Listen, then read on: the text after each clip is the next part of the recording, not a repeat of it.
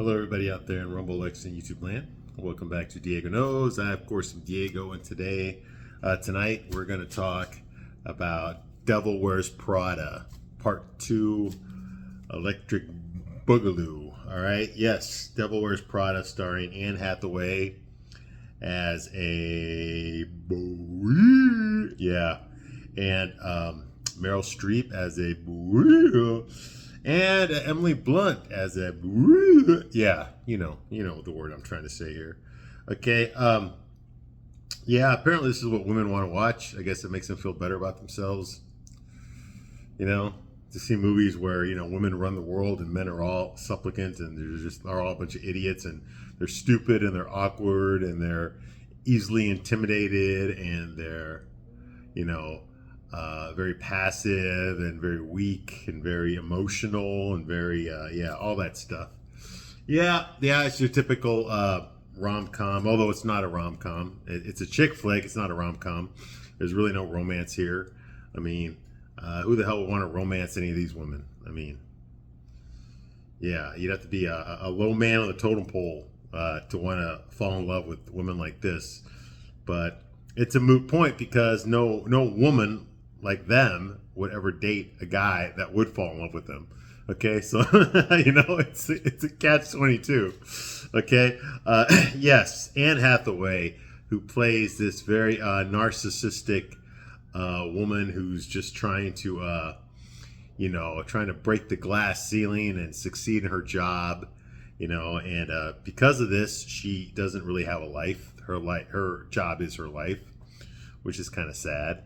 Okay, she's got no family, no husband, no children.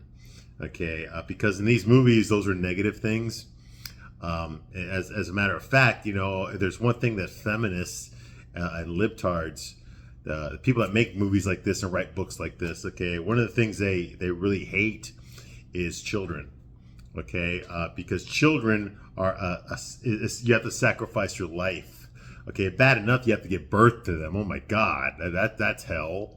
Okay, but then you got to take care of them and all that stuff. You got to mother them. Well, why do that when you can be doing something important, like working overtime at your corporate job? Okay, so that you can get that promotion, so you can get that that corner suite in your office. That's the most important thing. Not being married, not being a wife, not having children. Your career comes first, because as long as you have a career, you can pay taxes. If you pay taxes, that's more money to the government. You see, a lot of people don't realize this, okay? But the real reason that feminism was created, it wasn't to give women equal rights, okay? It was so that women could start working, okay? They wanted women working because they figured out that, when women work full time, okay, that's more money into the economy, all right? So now you can raise the prices on everything, okay? Back in the day, before feminism, before third wave feminism, before the 60s, the late 60s, okay, you could buy a house and raise children, and get married with only one income. Okay, that's the way it used to be. Okay, but once women started working, they just jacked up the prices on everything, on houses, on food, on cars, appliances, everything. They jacked the prices up because now they knew that there was a two-income family. Okay, more taxes. You see, more money into the government. Okay, that's why they did it. Okay, and no, they didn't tell you that. No, what they did is they fed you these commercials telling you, oh, you'll feel so beautiful if you use this shampoo and this soap and this crap. Okay, and women competed with themselves for it. Rollers, you remember rollers? Okay, I remember my mom used to wear those before the curling iron was invented. Women used to heat up these rollers and put them in their hair. Okay, my mom had this big fucking thing. I used to play with it when I was a little kid. And apparently you plugged it in and it heated up, and then women used to curl this into their hair. And then when they took it off, their hair was curly. Like, what the hell is this shit? Women were doing this. Who convinced women to do this? I'll tell you who. The advertisers did. The advertisers did. They told her you need to buy this freaking machine that heats up these rollers so that you can look like her. And these strong, tough, independent women, who are better at everything than a man, they fucking spent all their life savings on this shit. And on pantyhose. And on makeup. and on clothes, cheap clothes that they're charging, that are expensive. For what? You know? On boobs, on fake boobs, BBLs, plastic surgery, lip injections, Botox, hair extensions, makeup. And yet these are the same women that want a real man. You're not even a real woman. How come they don't put this in the chick flicks? You know why? Because then guys will start watching it too. You can't have that. No. You see, you can't lie to women in these movies and then have men watching these movies. Okay, that's a contradiction right there. Okay, that would cause a paradox if men started watching these movies. I'm the only man that watches this crap. Straight man. I'm the only straight man that watches this crap. All right, so you can't have that, because if straight men started watching these movies, then they would do something, would be done about it. Okay, and you can't have that. You can't have anything in here that would appeal to a man. Okay, as a matter of fact, guy movies aren't even allowed to appeal to men anymore. Okay, only to women. Okay, that's what ruined Star Wars. That's what ruined the Marvel movies. That's what ruined DC movies. Okay, anything that used to be for men has now been destroyed because of feminism. Okay, now everything. Okay, whether it's a Barbie movie or whether it's a freaking Sylvester Stallone movie, everything must be filtered through the lens of feminism. So even the guy movies aren't allowed to act like guys anymore. You see what I mean? Okay, and you want to know why Hollywood is going bankrupt? While movie theaters are shutting down? Okay, while actors are begging for work? Well, every single actor out there that's not working has a friggin' podcast now. A podcast! What the hell? That should tell you something, okay? There's no jobs. Okay, all the acting jobs are going to the same 6 people. Zendaya, Tom Holland, Robert Pattinson, okay, Sydney Sweeney. They're getting all the jobs. They're getting all the work. No one else is. Why do you think everyone else is doing podcasts? Why do you think that is? Because there's no work. There's no work anymore. Because they burned their own industry to the ground by feeding us woke. Woke. They're feeding woke to people that didn't want it. So we voted with our wallets. And we said no more of this crap. And they're still doing it. They thought because they won the election in 2020 that they could just keep doing this stuff. They can't. All that crap that got greenlit back then when Biden was in charge. That's the stuff that's coming out right now. And you wonder why everything sucks. Now we do have we do have a couple of bright spots here. This was actually a good year for movies. Okay, better than we've had in a decade. Listen, we had the Super Mario Brothers movie Part 2. That made over $1 billion. We had Michael Jackson came out this year. That made over $1 billion. Okay, The Odyssey came out, even though that was woke garbage. There was a couple of good scenes in it, but even though it was woke garbage, with a couple of good scenes, that made over $1 billion. And for everybody that was complaining about all the superhero movies were flopping, yes, they have been flopping. Absolutely. Fantastic Four barely made any money. Okay. Supergirl was an abortion. That thing lost hundreds of millions of dollars. Okay. What else came out? Thunderbolts didn't do crap. That did make a profit. Captain America: Brave New World, the Black Captain America, that didn't make any money. That lost money. These movies aren't doing shit. Superman made like 600 million, which is okay, not great, okay, and that's the best one out of all of DC. Now, what does that tell you? Okay. And they're saying, superhero fatigue. People are tired of superhero movies. That's why the superhero movies aren't doing good. It's because superhero fatigue. And then Spider-Man comes out, and it's already over $2 billion. It made $1 billion in 4 days. In 4 days, it made $1 billion. And it's over $2 billion now. That thing is going to stop at around $2.5 billion, maybe even $3 billion. So where the hell is this superhero fatigue that they were telling us about? It doesn't exist. what we have is bad movie fatigue. Bad movie fatigue. Now, even this movie here, Devil Wears Prada 2, I mean, it made $700 million, so it made a profit. It did very well, considering that it's a chick flick. They usually don't spend a lot of money on chick flicks. Okay, I think this one they spent like $180 million or $200 million, I think they spent. I can look it up real quick, because I know I wrote it down. Okay, how much? Yeah, they spent $100 million on this one. Okay, now Devil Wears Prada Part 1, they spent $40 million, and that was 20 years ago. That was 2006. Okay, but here in 2026, they spent $100 million. Okay, and a big portion of that money went to pay the three leads: Emily Blunt, Meryl Streep, and Anne Hathaway. Okay, I think they're all Oscar winners. Emily Blunt's not an Oscar winner, but Anne Hathaway and Meryl Streep are Oscar winners. Okay, so they've won Oscars since the last one. Okay. All right, but Emily Blunt is a big movie star. Okay, she's one of those six I told you about that keeps getting work. They keep putting her in movies with Dwayne the Rock Johnson for some stupid ass reason. Anyway, they have no chemistry together. Okay, so they spent $100 million on it. A big portion of this went to pay Emily Blunt, Meryl Streep, and Anne Hathaway to get them to come back. Okay, the first one from 2006 that spent $40 million on that one.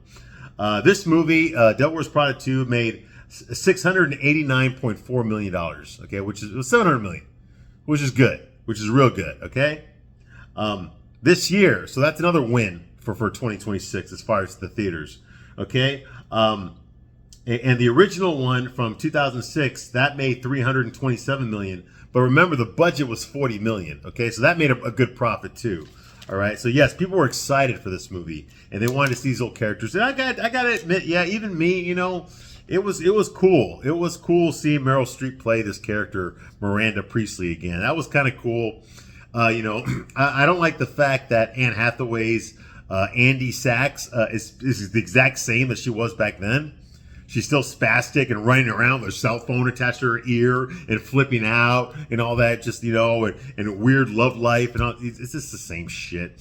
And Emily Blunt still being a narcissistic, two-timing bitch and a half, you know, sarcastic, you know, cunning and all that. Like, you know, what the fuck? You know, she's still doing that like she did in the last movie. You know, at least there's some growth with Miranda. Miranda actually seems to, you know, we're getting to see more of a human side to her, which we didn't see too much of in the first movie. Okay, so there's that. But yeah, but otherwise, I mean, this movie, I'm putting it under chick flick praise ? Because I'm not really sure yet. You know, I'm rewatching the movie now. Okay, watching every scene. I'm giving you a play-by-play. I'm going to tell you exactly what's going on and what a straight guy thinks about it, because nobody else is going to tell you the truth. I got nothing to gain by lying to you, okay? I'm going to tell you the truth. You're going to get it straight up, baby, with no lube. There ain't no lube here. The real question you got to ask yourself is, can you handle it? Can you handle the truth? Because I know for a fact that you cannot. You can't handle it. None of you women can handle the truth. No, you just want me to tell you sweet lollipops and rainbows and Skittles and crap. Okay? Like that's gonna fucking help you somehow. It's not gonna fucking help you. Okay? You gotta know what the fuck is going on. Get your feelings out of it. Okay? Quit fucking taking offense to goddamn everything. And just fucking use your fucking brain instead of using your fucking, you know, your estrogen. Use your fucking brain. Gosh. Look at the bullshit you're being fed. My God. You know, you love to judge us for being, oh, well, men are all insecure and they think with their dicks and blah, blah, blah. Okay, we're not the ones that spend our fucking life savings when we're 48 years old going to fucking Taylor Swift concerts. That's not us. All right. Moving right along. Where did we leave off last time? Okay, yes. So, Andy Sachs, Anne Hathaway. She's going to Irv Rabbit's 75th birthday party. Irv Rabbit's is the owner of Elias Clark Publications. They are the owners of Runway Magazine, which is what the movie's about. It's about Runway Magazine. Miranda Priestley is the editor-in-chief of Runway Magazine. And even though she's fucking 76 years old, she's up for a promotion. Okay, to Director of Global Content, okay? This promotion is going to be announced at this birthday party, which of course is, you know, is a black tie event. You know, there's going to be celebrities there. all that kind of stuff. All right. So Annie Sex goes with her new guy that she's dating. And by dating, I mean they're not having sex. Why are they not having sex? Why are they just going on dates? Because he's a limp dick soy boy beta male pussy. Okay. And Andy really just needs a guy to talk to. You know, she doesn't really need a guy to have sex with because honestly, I think she's a freaking lesbo. Okay. I don't even think she likes men. That might not make her a lesbo, but you know, she's not putting out any fucking I want to fuck you energy to any of these men. Okay. She did in the last movie. In part 1, she did. Okay. But you know, she's been all around the world since part 1. She's traveled everywhere. She probably became a lesbo somewhere. Okay. She's with this guy who looks kind of like a lesbian. He looks like a girl, but with like, you know, unshaven with short hair. He acts like a girl, you know, that kind of thing. His name's Peter. Okay. He renovated the luxury apartment building that Andy Sachs is living in. That's how they met. Okay. And he is her date to Irv Rabbit's birthday party. So he shows up there. Okay. So all this is going on. Okay. It's Irv Rabbit's 75th birthday party. Lots of gay guys over there. You see that. There's trans. There's all the crap, you know, the gay shit, okay, that women love so much. I don't get it. Okay, you don't see a bunch of straight guys hanging out with lesbians, okay? Why is that? Okay, exactly, okay? But you always see women hanging out with fucking gay guys for some reason. Anyway, okay, so that's going on here. Okay, lots of rich, pretentious, stuck-up people there. Okay, rich white Jewish people there. Okay, we meet Benji Barnes here. Now we're meeting him. We've heard about him in the movie, but now we're getting to meet him in person. There was a picture of him in the offices of Runway Magazine with his former wife, Sasha Barnes, played by Lucy Liu. We've already met her. Okay, he was fat in that picture. It was the actor Justin Theroux in a fat suit. Okay, but now he's skinny. Okay, he's skinny and he looks like a fucking nerd. He's a balding, nerdy guy. He can't read the room. He's a limp dick soy boy beta male, just like everyone else. All the other men are in this show. All the straight guys are in this movie. Okay, but he's even worse than the others. Okay, he's like that. He's like Peter times 10. Okay, now this movie is supposed to convince us that this guy is a billionaire tech bro. Okay, like an Elon Musk, like a Bill Gates type guy, a genius who invented some sort of fucking software that's revolutionizing the world, okay? He's a fucking billionaire. That's how his ex-wife, Sasha Barnes, ex-wife, even though she uses his last name, ex-wife Sasha Barnes, okay? That's how she got her billions of dollars, is by divorcing this guy, okay? She teaches fucking anthropology, and she's living in a multi-million-dollar mansion, okay, in New Hampshire. Okay, paid for by marrying and divorcing this fucker. This guy's a total fucking idiot. Okay, this guy doesn't even know how to wipe his own ass, much less fucking revolutionize the fucking internet. All right, but this movie is expecting us to believe that he did. Okay, anyway, that's going on. Benji Barnes, I mean, he's like a retarded. Okay, he has no social skills at all. He has no idea people are laughing at him. Okay, he doesn't understand double entendres. He doesn't understand sarcasm. Okay, he absolutely cannot tell when he's just talking bullshit and people are yawning or they're trying to get away. He cannot tell that he's making them upset. He just keeps fucking talking. All right. Anyway, so that's going on here.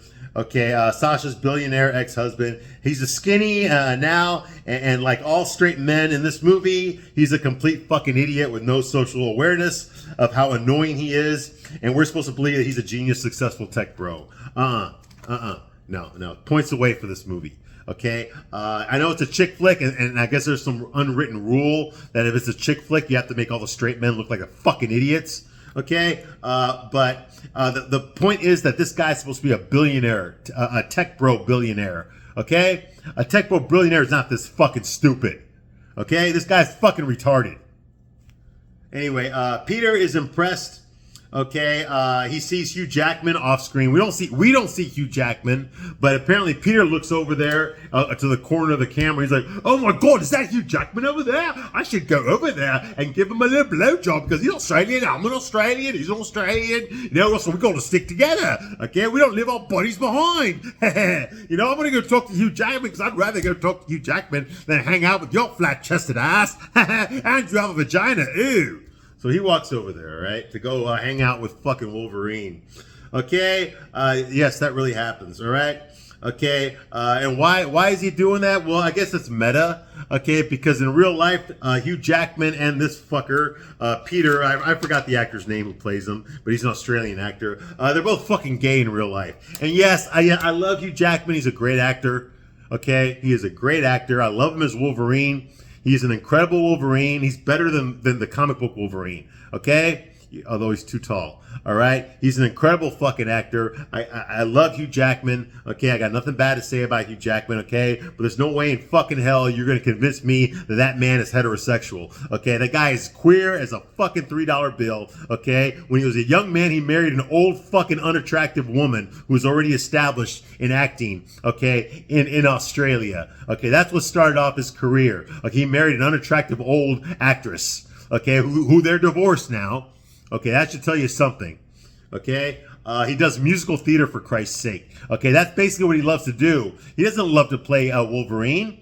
Okay, he's grateful for the work. Okay, that is what put him on the map. But he doesn't like to play Wolverine. He would rather fucking jump around in fucking tights and sing fucking love songs and shit. Okay, and do fucking shit like The Greatest Showman. Okay, but wearing a fucking tutu. Okay, that's what gets him off. That's what gets his rocks off. Okay. Okay, and he said this in interviews, all right? He's all musical theater. Musical theater is all fucking gay guys running around feeling each other up in tights, okay? That's what it is, all right? So there's no way in fucking hell you're going to convince me that Hugh Jackman is fucking straight. He's not fucking straight, all right? And I love Hugh Jackman. I'm a fan, but he ain't straight. All right, moving right along. Okay, so that's going on here. Okay, Benjamin Barnes, played by Justin Theroux. Yes, Justin Theroux. That's Jennifer Aniston's ex-husband. Okay, that fucker. He actually wrote Iron Man 2. Can you believe that? He actually wrote a movie, Iron Man 2, with Robert Downey Jr. He wrote that. Wasn't in the movie, but he wrote it, okay? Anyway, that guy, he's talking about something called trachea elimination. Like, I guess he developed an app that removes your trachea so you don't have to use it anymore. This is the kind of bullshit that he's talking about at parties. This is the reason that people are trying to politely find a way to excuse themselves from his presence, because he's fucking making them all feel like fucking idiots listening to this dumbass tech bro talk about trachea elimination and aqua deficits and stupid shit like that. All right? So he talks stupid shit to some people. Emily arrives, okay, to save him from making a bigger fool of himself. All right? And yes, Emily is Benji's girlfriend, okay? Now, we've already figured this out. Okay, Emily is dating Benjamin Barnes, okay? Yes, Sacha Barnes' ex-husband. Okay, now why is she dating this short, skinny, nerdy, fucking balding idiot, okay? Who fucking believes that there's such a thing as a trachea elimination device, okay? Why is she dating a guy? Well, why the fuck do you think? Because he's a fucking billionaire, that's why. He's a dumbass billionaire, which means all you have to do is bat your eyelashes at him and he'll buy you a fucking country. Okay? That's the only reason she's fucking winning. It's so fucking obvious. How is that supposed to make us like Emily more? Okay? When she's a blatant, obvious fucking gold digger. Now, I know on some level all women are gold diggers. I get that, all right? I get that. But why does this motherfucker want to buy her the whole fucking world? Okay? She's just a piece of fucking ass. Okay? On a scale of 1 to 10, I would give Emily Blunt a fucking 6. And I'm being generous. Okay? I saw the Smashing Machine I was like, me and my girl were the only two fuckers in the theater. But we went to the theater to go see fucking the Smashing Machine. Okay? With The Rock and Emily Blunt. And in that movie, she looked the best I've ever fucking seen her. And in that movie, I give her a solid fucking 7. Okay? Otherwise, she's a fucking 6 or a 5. Okay, and I've seen Mary Poppins, and I've seen fucking Devil Wears Prada Part 1. She is a 6 or a fucking 5, and I'm being fucking generous here. A billionaire can date nothing but 10s. I mean, look at fucking Salma Hayek, for Christ's sake. Look at Salma Hayek. Emily Blunt looks like a man next to fucking Salma Hayek. And Salma Hayek married a fucking billionaire. An 85-year-old old fucking fat bald man. But he's a fucking billionaire. So that's all she needed to get her pussy wet. And she has a kid with him. So she's set for life.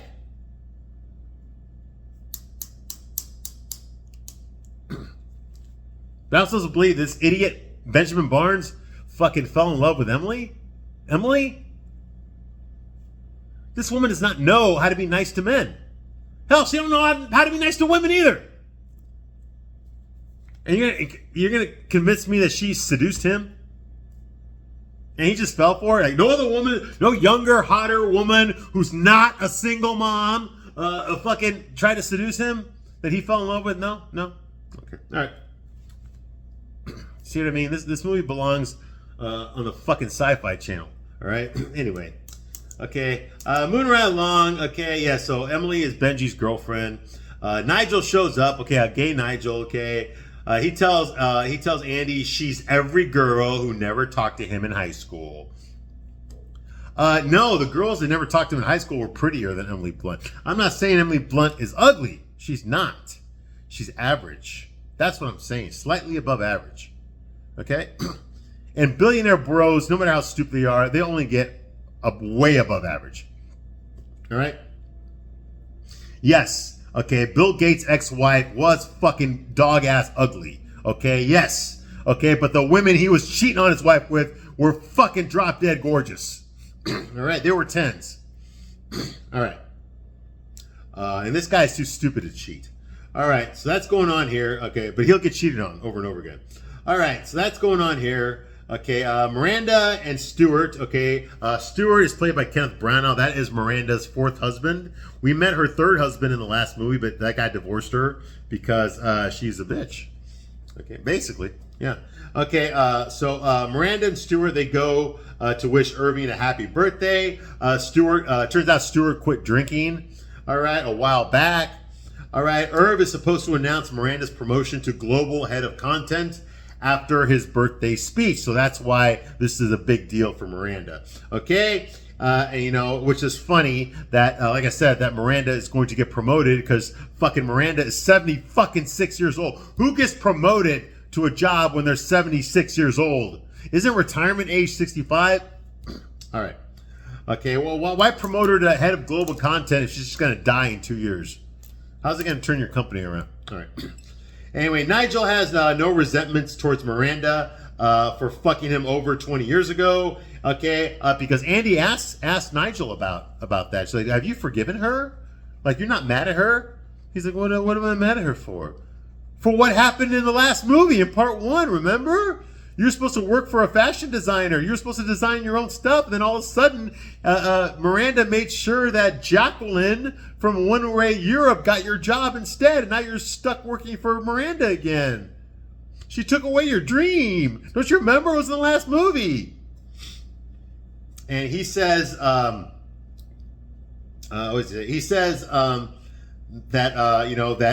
Miranda has done this to him many times since then. Okay, and it's just part of the whole deal. Nigel was supposed to be the new creative director for James Holt. Remember that? The black gay guy designer from part 1? Okay, well, Nigel was supposed to be the new creative director for James Holt, but Miranda gave Jacqueline that job so that she could keep Nigel with her, okay, and she could secure her job as editor-in-chief of Runway Magazine, okay?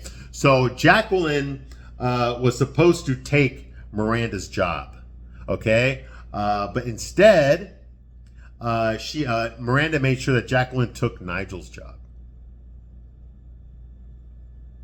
That's what happened in the last movie, okay? And that was one of the turning points for Andy when she realized this is the way Miranda treats her closest, most loyal employees. This is how she treats them. Because Nigel would never, ever betray Miranda, okay? And Miranda actually respects, well, I guess with this incident, you wouldn't call it respect. But in other instances, she respects Nigel. She respects his opinion, She listens to him. She takes his advice, But yeah, she's not above screwing him over, for her own security, her own job security, okay? And so Andy's like, you forgive her for this? You're still loyal to her, like after what she did to you, that kind of thing. All right. Nigel says that he accepts his place to the side of Miranda. He knows his place next to her. He accepts his place to the side and a few steps behind. So he is content. He has accepted the fact that he's always going to be behind and a little bit to the right of Miranda. Okay. And he's too scared to be ambitious with her. He's too scared to tell her that he wants more than just to be her art director for Runway Magazine. He wants to do other stuff too. He wants to do more ambitious stuff. But he ain't gonna tell Miranda that because he's a pussy. All right. Emily introduces Benji to Nigel. Okay, and Andy, and she calls Andy, and this is Andy something or other. We used to work together ages ago at Runway Magazine, that kind of thing.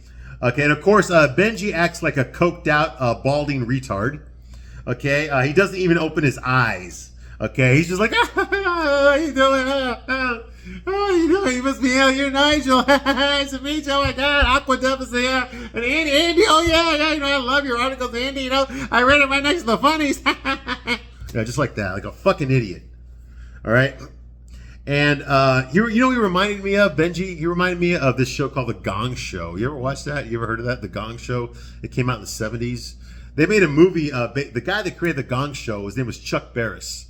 Okay, Jewish guy. He also created the Newlywed Game. Bet you didn't know that. All right, yeah, he did. Okay, I read his autobiography. It's called Confessions of a Dangerous Mind. They made a movie out of it. Yes, Sam Rockwell was in it. So was Drew Barrymore and George Clooney.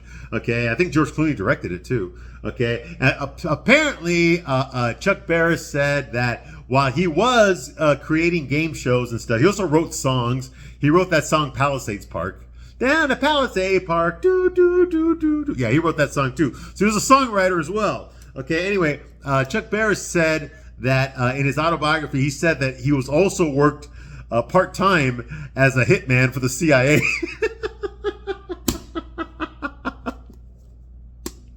I'm not making that up.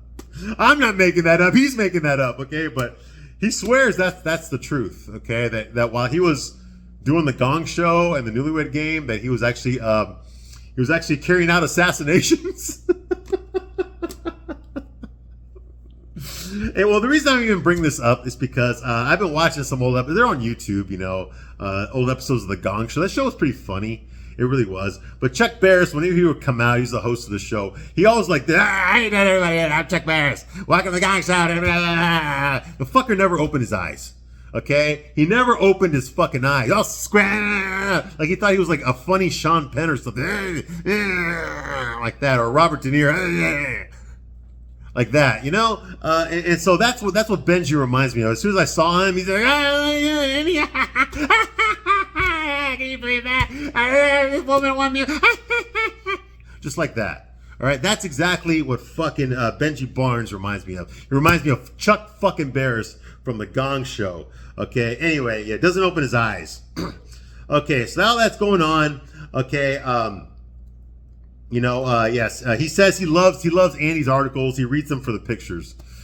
Yeah, that's how much of an idiot he is. Okay. Anyway, Irv Ravitz, the birthday boy himself. Right when this is going on, he collapses and dies from a heart attack.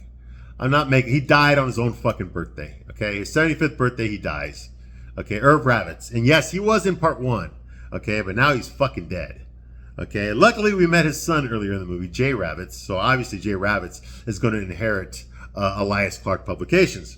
Okay, so that's going on here. Okay, he dies from a heart attack. Okay, the very next scene.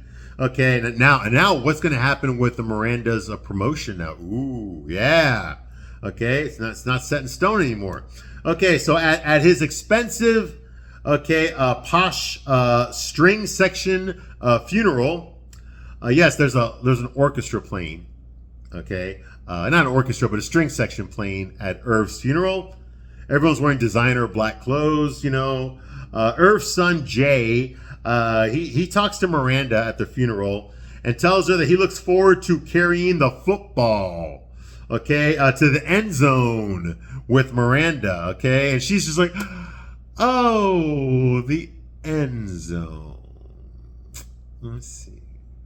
Like that. Okay, like she doesn't understand like the way men talk, because she's too much of a stuck-up fucking bitch to even pay attention to what men do. Okay? Anyway, so she has no respect for the way that men talk. Well, fuck you. We don't respect you either. Okay, so aren't we both content? Okay? Anyway, of course, Miranda is disgusted because he spoke to her using football euphemisms. Okay, something that rich old ladies and gay men just do not understand. It's true. There's something about gay guys that just do not understand football. or any of the terms associated with it, like end zone, and blitz and things like that. Hail Marys, they just don't get it. Okay, I remember there was a show. There's a sitcom called. Was it called Dharma and Greg? I think it was. Okay. No, I didn't watch that show. I think I watched one episode. I saw parts of one episode once. Okay. I was not a fan of that show. Like, I know what it's about. It's about the fucking queer and a fucking rich Jewish skinny bitch who fucking, and they're like best friends or living together or some shit. Anyway, I think there was a story arc where I guess Dharma was dating. Was it Dharma and Greg, or was it? No, it wasn't Dharma and Greg, was it? It was that's a different show. No, the one with Deborah Messing. What the fuck was that? That was Will and Grace. Sorry, Will and Grace. My bad. I get the gay shows confused. Will and Grace. That's the show I'm thinking about. Yes, there was an episode of Will and Grace where I think I guess Deborah Messing's character, I guess Grace. That's Grace. Okay, she was dating Harry Connick Jr. for a few episodes, and he was a fan of football, and he left his football at the apartment. Of course, Grace's, her roommate Will is a gay guy, and him and his boyfriend are there, and they see this football there, and they treat it like it's fucking like a cockroach or something. They're like, and they tell Grace, get that object of heterosexuality out of here. Like that, like they were like they thought like touching that football was going to give them AIDS. No, the chances are you're going to give the football AIDS. Okay, that's the more likely scenario. But anyway, I just remember that. Okay, for some reason I know there's been like some gay football players out there. I know there's one I'm thinking about right. He was Hispanic and he like fucking killed his girlfriend or something or shit, or he killed somebody because he was in the closet. Okay, but those are so few and far between. They're not even worth mentioning. All right. Okay, but yes, typically it's straight guys that like fucking football. All right, so anything that's not gay, the gay crowd or gay adjacent are not going to fucking appreciate anything that has to do with football. Okay, including Miranda. All right, so that's going on here. Emily complains about how Dante dressed everyone at the funeral. Who the fuck is Dante? I don't even know. All right. Okay. Yeah, she complains about the way everyone's dressed. She doesn't complain that her rabbits died. She complains about how everyone is dressed. Some Dante dressed everybody for this funeral. Okay. And Emily says, it's because I put Kendall in the finale of 24. So apparently, a designer wants revenge on Emily because she put Kendall Jenner in a promotion at the end of the 2024 season.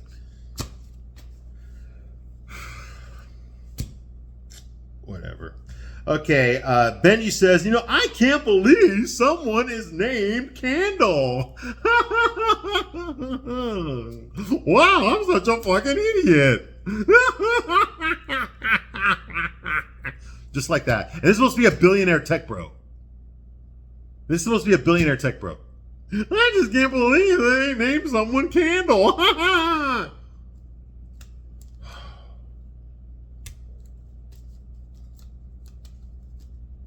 Typical chick flick, And you know what? I know I'm getting upset about the way that men are portrayed, straight men are portrayed in these movies. I've complained about it many times.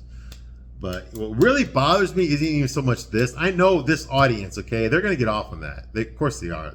Women love fucking disparaging men, okay? They even put it in the fucking cartoons. There's even a scene from fucking Frozen 2 where fucking Anna's fucking boyfriend, husband, whatever the fuck, he's going to ask her to marry him, okay? Where she says something to him like, oh, well, at least someone around here knows how to satisfy a woman's needs. And then walks away. And he's just like, I don't know what she's talking about.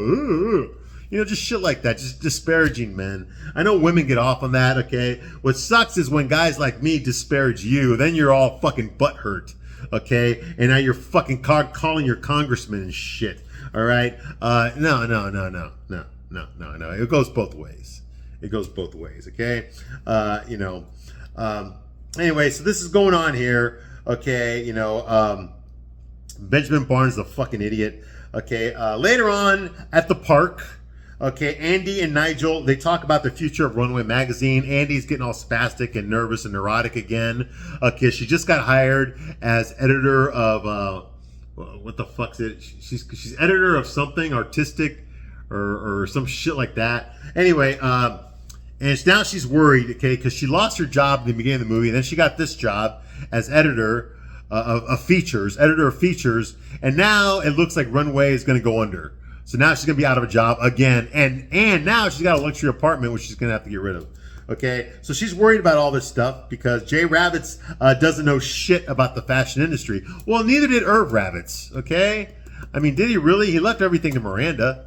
Okay, so anyway, so she's worried that this guy is going to ruin the magazine. The new owner is going to ruin the magazine. Okay, because he's not gay and he's straight and he actually cares about turning a profit.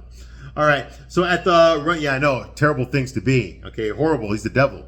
Okay, at the Runway conference meeting, the editors are worried about their futures with Runway. They're worried about their job security.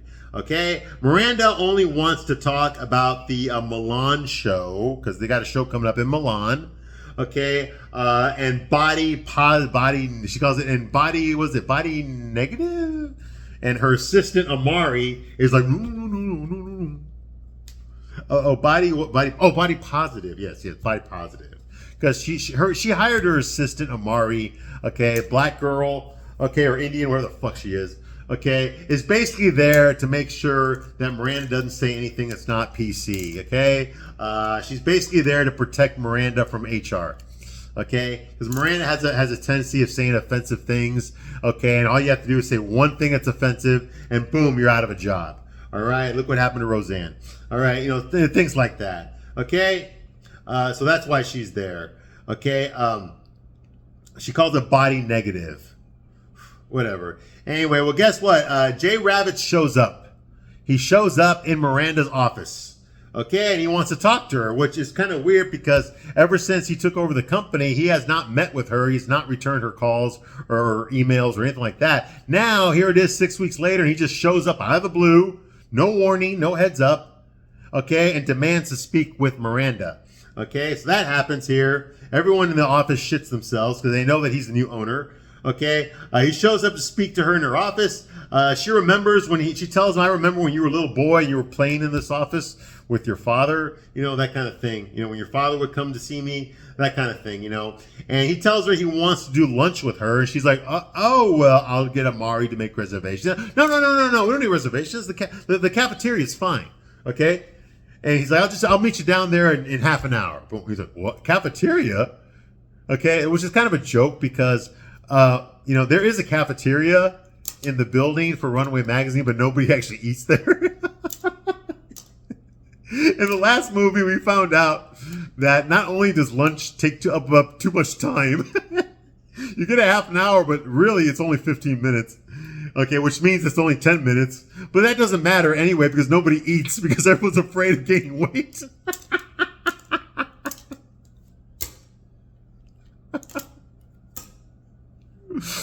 Well, it turns out that in all the decades that Miranda has been working in this building for Elias Clark, she never knew there was a fucking cafeteria. So I thought that was legitimately funny. Okay? Nigel tells her that she's never even seen that floor.